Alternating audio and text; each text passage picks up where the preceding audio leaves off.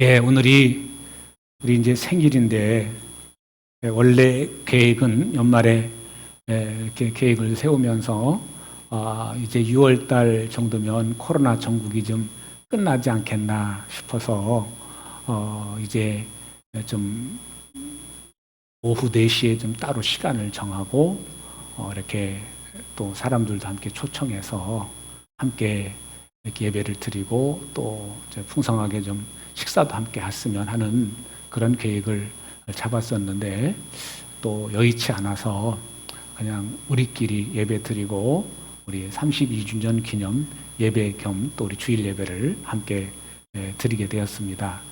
우리 교회가 세워지게 된 그 이유가 뭘까요? 하나님께서 왜 교회를 세우시라고 했을까요? 그것은 우리 사도행전 말씀에 나와 있는 것처럼 또 마태복음 16장 16절에 나오는 말씀처럼 예수님의 교회를 세우시기 위해서인 줄로 믿습니다. 그 예수님의 교회가 뭐냐? 예수님을 알고 예수님을 믿고 예수님을 내 인생의 구세주로 모셔드려서 인생의 모든 무거운 짐을 내려놓게 하기 위해서, 그리고 하늘의 소망을 두고 살게 하시기 위해서 교회를 세우게 하셨는 줄로 믿습니다. 근데 이 교회의 토대가 예수님이라면 이 교회를 세워가는 것은 그 주체가 누구일까요? 성령님이십니다. 성령님이 임하실 때 교회가 세워지는 은혜가 있게 되는 줄로 믿습니다. 그래서 예수님은 그 사실을 너무도 잘 알고 계시기 때문에 이 제자들에게 성령님에 대해서 십자가를 지시기 전에 알려주시고, 성령님이 오실 거다, 내가 떠나는 것이 더 낫다, 왜냐하면 성령님이 너희와 함께 하셔서 더 세세하게 내가 너희에게 가르쳐 준 것, 분부한 것들을 다 생각나게 하고 또 떠오르게 할 거다, 너희를 인도해 주실 거다, 성령님이 너에게 오는 것이, 내가 떠나는 것이 좋은 이유는 성령님이 너에게 오시기 때문이다 라는 그런 말씀을 하셨고, 또 부활하시고 승천하시기 전에도 성령님을 기다려라, 성령님이 너에게 임하시면 너희가 능력을 받고 증인이 된다. 그래서 성령님이 주체가 돼서 성령님을 사모하고 성령님을 기뻐하고 성령님을 기대하고 성령님을 소망하는 사람들에게 성령님이 임하시게 되고, 성령님이 임하신 그 사람들을 통해서 하나님의 교회를 세워가게 하시는 줄로 믿습니다. 제가 이제 우리 32주년을 맞이해서 그 우리 교회의 어떤 그 철에 있는 주보들을 어제 저녁에 잠깐 이렇게 살펴보니까 그 첫 해, 둘째 해 때 그 1년 생일 때 보았던 말씀이 뭔가 이렇게 지켜보니까 사도행전 16장의 말씀이었습니다. 그때 아마 그 처음에 시작했을 때 교회가 나가야 될 방향이 뭐냐라는 그 방향성을 잃지 않기 위해서 아마 그 말씀을 정했던 것 같아요. 여러분 아시는 것처럼 사도행전 16장은 분기점이 되는 그러한 장인데, 아시아에서 지금의 터키 지역에서 복음을 막 전하다가 거기에 많은 열매들이 맺었는데 계속해서 그쪽으로 가서 복음을 전하려고 막 애를 썼는데 성령께서 막으셨다고 말씀을 합니다.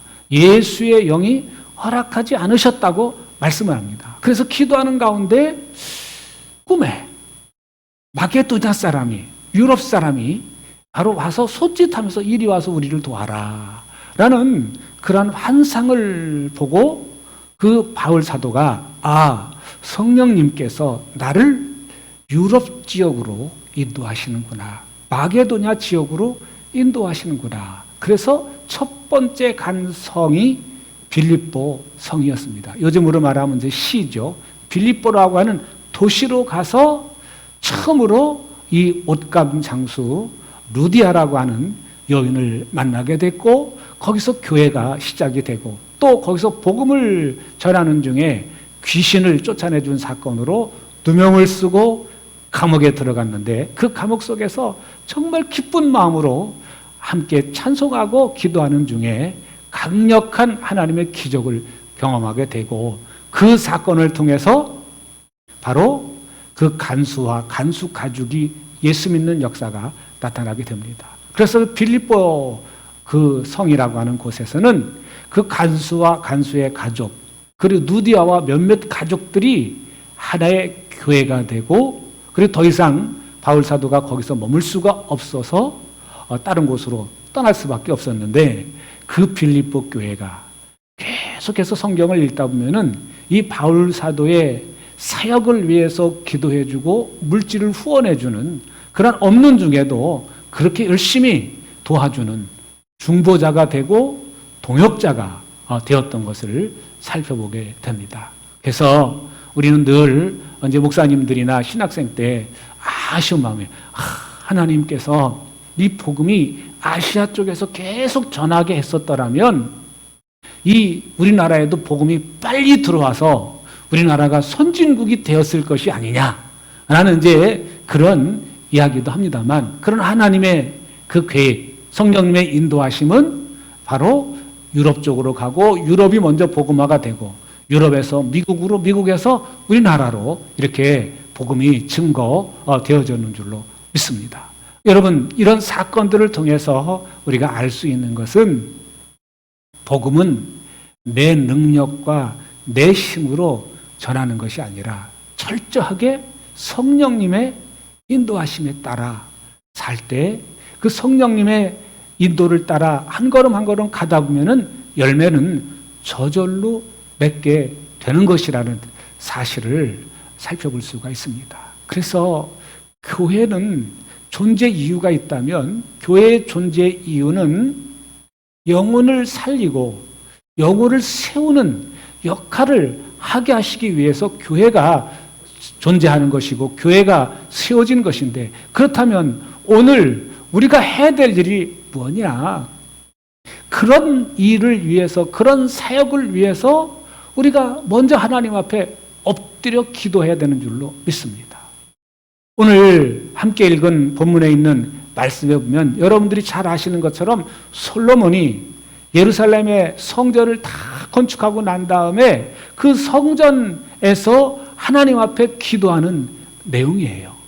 근데 그의 기도 내용을 우리가 참고해 볼 필요가 있는데 이 솔로몬의 기도는 그때만 해도 솔로몬은 하나님의 지혜가 있고 또 영이 열려 있고 또 하나님을 향해서 열려 있었기 때문에 그가 하는 기도는 미리 먼 앞날을 내다보고 하는 기도였다는 것을 볼 수 있습니다. 다른 말로 말씀드리면 성령의 인도하심에 따라 하는 기도였다는 것을 이 열왕기상 8장에 그의 기도를 통해서 또한 그가 기도를 끝나고 백성들을 축복하며 성전 헌당식을 하는 그런 모든 과정을 살펴보면 하나님이 인도하셨다라는 그런 모습을 살펴볼 수 있습니다.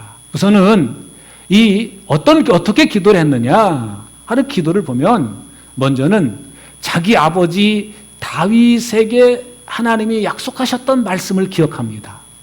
자기 아버지 다윗에게 약속하셨던 그 말씀대로 그 약속하신 대로 그대로 이루어 주시기 원합니다. 약속을 그대로 이루어 주시기 원합니다. 그 약속의 말씀을 붙잡고 하나님 앞에 기도했었던 모습을 살펴봅니다. 그래서 오늘 우리는 기도할 때마다 늘 우리가 하나님의 말씀을 가까이 해야 되는 이유가 있어요. 이 말씀을 가까이 하다 보면 그 말씀에 하나님께서 함께 하시고 또 그 말씀을 내 눈을 열어주시고 귀를 열어주시면 말씀을 읽는 가운데 성령께서 깨우쳐 주시고 감동을 주세요. 그러면 그 깨우쳐 주시고 감동 주신 말씀이 그 개인에게 주신 레마의 말씀이 되게 되는 줄로 믿습니다. 그래서 그 말씀을 붙잡고 기도하고 또 기도하다 보면 하나님께서 내 삶을 인도해 주세요. 성령 하나님께서 내 삶을 도저히 내 생각과 내 계산과 내 방법으로는 안 될 것 같은 일들이 일어나게 되는 역사가 나타나게 되는 줄로 믿습니다. 그래서 오늘 우리가 기도해야 될 첫 번째는 약속의 말씀을 붙잡는 거예요. 약속의 말씀을 붙잡고 그 말씀을 붙잡고 기도하고 또 기도하다면 그 말씀이 나를 인도해요. 그래서 히브리서 4장 11절에 있는 말씀처럼 하나님의 말씀은 살아있는 겁니다. 그 말씀이 살아있기 때문에 내 마음을 움직여요. 내 영을 세워갑니다. 내 모든 심령과 골수를 쪼개요. 수술을 해요. 그래서 나를 변화시키는 거예요. 여러분 오늘 영상을 잠깐 보셨는데 이 한 사람이 변화되니까, 한 사람이 예수의 사람이 되니까 병원이 달라지잖아요. 그 한 사람이 변화되니까 정말 놀라운 일들이 일어나잖아요. 그 사람을 통해서 하나님이 일하시기 시작하는데 그가 하나님의 말씀에 응답하고 순종하기 시작하니까 그 사람을 통해서 병원을 세우게 하시고 병원 이름 자체를 선교병원이라고 하고 그리고 그 병원 수익의 10분의 1을 빼서 선교하는, 그래서 갖가지 좋은 선한 영향력을 끼치는 그러한 모습을 영상을 통해서 살펴보았습니다. 그런 의미에서 나 한 사람의 변화가, 나 한 사람이 하나님의 인도하심을 따라 사는 것이 얼마나 귀하고 얼마나 소중하고 얼마나 아름다운 것인가를 알 수가 있습니다. 왜? 나 한 사람을 통해서 내 주변에 있는 분들이 예수님의 냄새를 맡게 되는 거예요. 예수님의 향기를 맡아요. 여러분, 여름철이 되니까 옷장에서 냄새가 나요. 여름철이 되니까 안 좋은 냄새가 나요. 쾌쾌한 냄새가 납니다. 그래서 그 옷을 세탁소에다 맡기고 그러잖아요. 냄새가 나니까. 그래서 그 냄새 나는 걸 어떻게 할까 고민하다가 옷장에 향수를 갖다 두면 좋겠다 싶어가지고 그 검색을 해보니까 뭐 체리향 향수가 있더라고요. 이렇게 거는 거.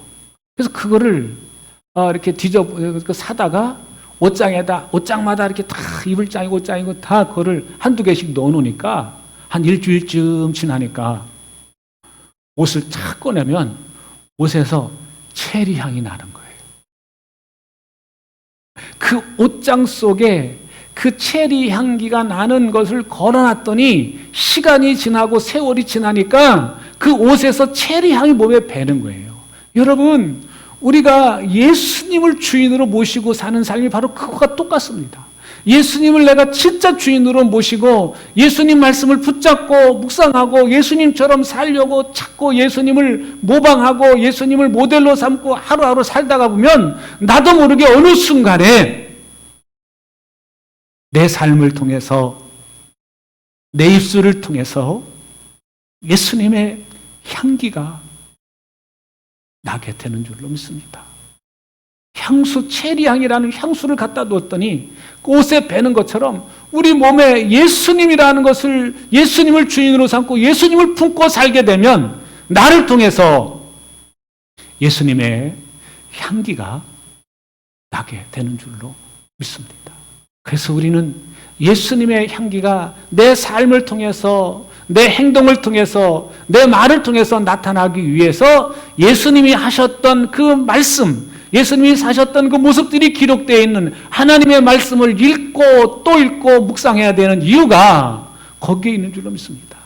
여러분, 닮으려고 하면은 자꾸 하게 되어 있습니다. 달라지게 되어 있어요. 제가 얼마 전에 유튜브를 보는데 어떤 여자분이 간증하는 내용이 나오더라고요.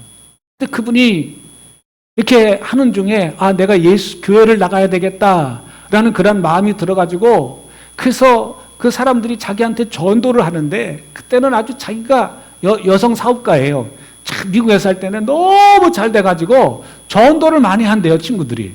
그런데 그러면은 내가 왜 예수를 믿어야 되는데 라고 물으면 답을 못한대요, 답을 못하고 믿어봐. 믿으면 얼마나 좋은데 그냥 무조건 믿는 거야. 그렇게 얘기를 하더래요. 근데 이분은 여성분이지만 굉장히 그 사고가 남자 같은 사고를 가지고 있는 분이에요. 그래서 그분이 나중에 어쨌든 쫄딱 마음을 한 다음에 어쨌든 예수를 믿기 시작을 했는데 그때부터 이분이 도대체 예수님이 뭔지 확인 좀 해야 되겠다. 그래가지고 성경을 읽기 시작했대요.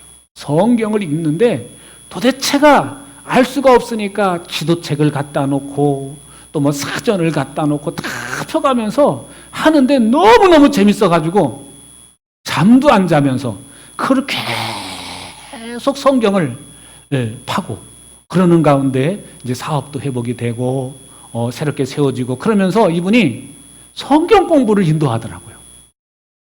여러분, 예수 믿는 것이 그냥 예배당에 나와서 예배 드리고 그게 아닙니다. 여러분 정말 예수님 사랑하시면 말씀 읽으셔야죠. 예수님 사랑하십니까? 여러분 아멘! 잘하세요. 근데 아멘 하시고 그 사랑한다는 예수님이 어떤 분인지 알고 싶지 않으세요? 그 예수님이 어떤 일을 하셨는지, 나를 위해 어떤 일을 행하셨는지, 무엇을 하셨는지, 예수님이 원하시는 삶이 무엇인지, 예수님께서 나를 향한 소망이 무엇인지, 나를 향해서 기대하는 것이 무엇인지 궁금하지 않으십니까? 여러분, 예수님을 참으로 사랑한다면 내가 말씀을 가까이 하는 것이 당연한 것입니다. 사랑한다고 그러고 쳐다보지도 않고 사랑한다고 말은 하는데 실제로 행동하는 거 보면은 나를 위해서 하는 것 아무것도 없는 것 같고 그러면은 그 사람이 정말 사랑하는 걸까요? 아니에요. 사랑하면 뭔가를 하게 돼요. 뭔가 좀 아내를 위해서 남편을 위해서 이렇게 도우려고 합니다. 뭔가 조금이라도 도움이 되는 일을 하려고 합니다. 내가 남편을 사랑하면 남편을 위해서 뭔가를 합니다. 사랑하는 증거예요. 그러니까 사랑은 말로도 해야 되지만 행동이 뒤따라야 되는 거예요. 그래서 부부의 사랑을 이렇게 에베소서에 말씀을 하면서 그게 바로 예수님, 남편을 존경하고 사랑하는 것이 결국 남편의 머리가 예수님이다 라고 말씀하면서 그렇게 눈에 보이는 그 사랑을 할 것을 말씀하지 않습니까? 정말 우리가 하나님 사랑하고 예수님 사랑한다면 말씀을 붙잡으시기를 주의 이름으로 축복합니다. 할렐루야. 옆 사람한테 한번 얘기해 봅시다. 좋은 말 할 때 잘 들으세요.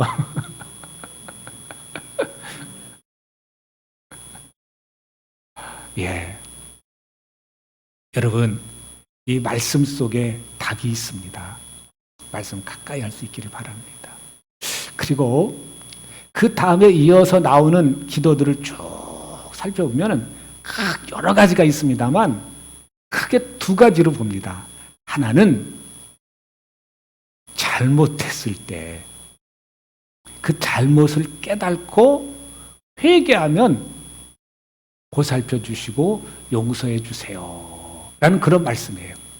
그러니까 이제 그게 개인적인 부분, 민족적인 부분 그 두 가지입니다.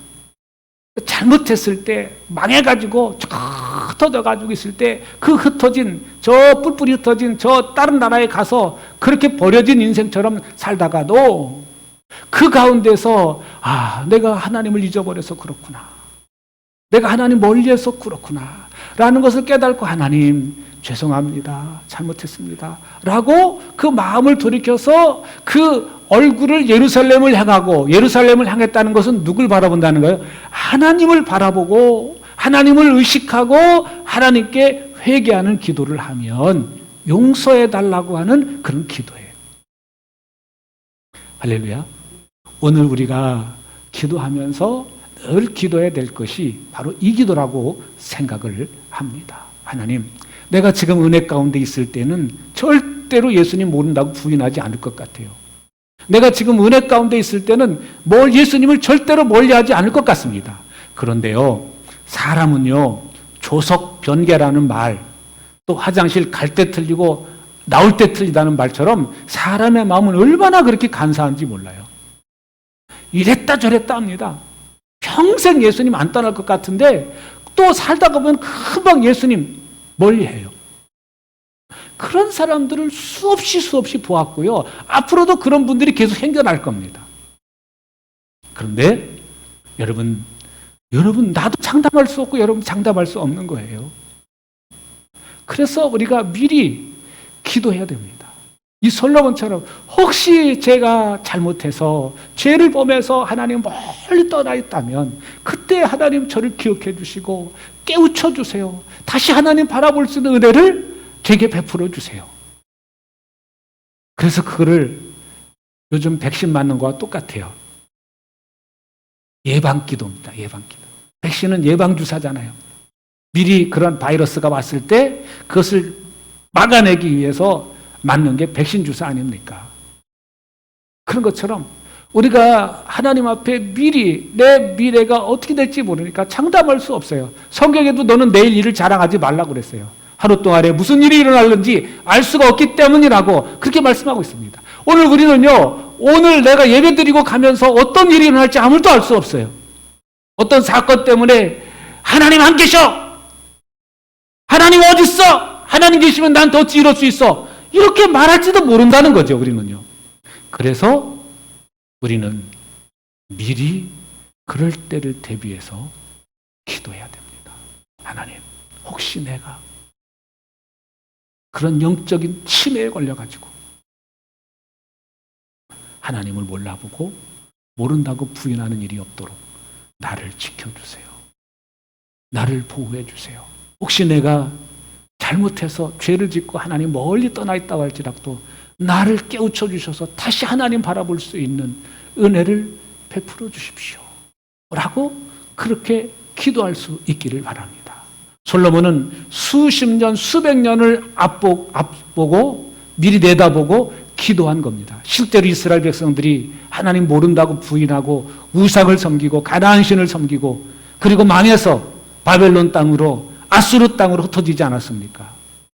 그때 이 말씀을, 이 기도를 기억한 사람들, 또 에레미야의 그 기록한 그 편지를 본 사람들이 하나님 앞에 깨어서 기도하는 모습들이, 다니엘이 기도하는 모습, 느헤미야가, 또 에스라가, 또 그런 사람들이 기도하는 모습들이, 그 외에도 이름을 기록되지 않았지만 깨어있는 사람들이 하나님 앞에서 기도했었던 모습을 살펴봅니다. 하나님 그 기도를 받으시고 들으시고 회복시켜주는 70년 만에 다시 예루살렘으로 이스라엘 백성들이 돌아오도록 인도해 주셨는 줄로 믿습니다. 이러한 말씀들이, 이 기록된 말씀들이 증거입니다. 하나님은 기도를 들어주신다. 하나님은 내 기도를 들어주신다. 적어도 우리는 그런 비전을 품어야 됩니다. 내가 혹시 곁길로 갔다 할지라도 하나님은 나를 다시 돌이켜서 다시 하나님의 품으로 돌아오도록 인도해 주실 거다라고 하는 그런 꿈을, 나를 향한 그런 비전을 품어야 됩니다. 세 번째로는 오늘 말씀해 보니까 솔로몬이 이방인을 위해서도 기도하더라고요. 이방인. 혹시 하나님 이 성전에 이방 사람이 와서 하나님의 이름을 부르면 그들을 품어주세요. 그 기도를 드리세요. 그리고 이방 사람들도 이 주의 이름을 부르며 올 수 있도록 인도해 주세요. 라고 하는 기도입니다. 오늘 우리는 이제 영적으로 볼 때 이스라엘 사람이 됐어요. 그러면 안 믿는 사람들은 이방 사람들이죠. 그 이방 사람들을 놓고 우리가 기도해야 됩니다. 우리 교회가 품어야 될 비전이 바로 그것인 줄로 믿습니다.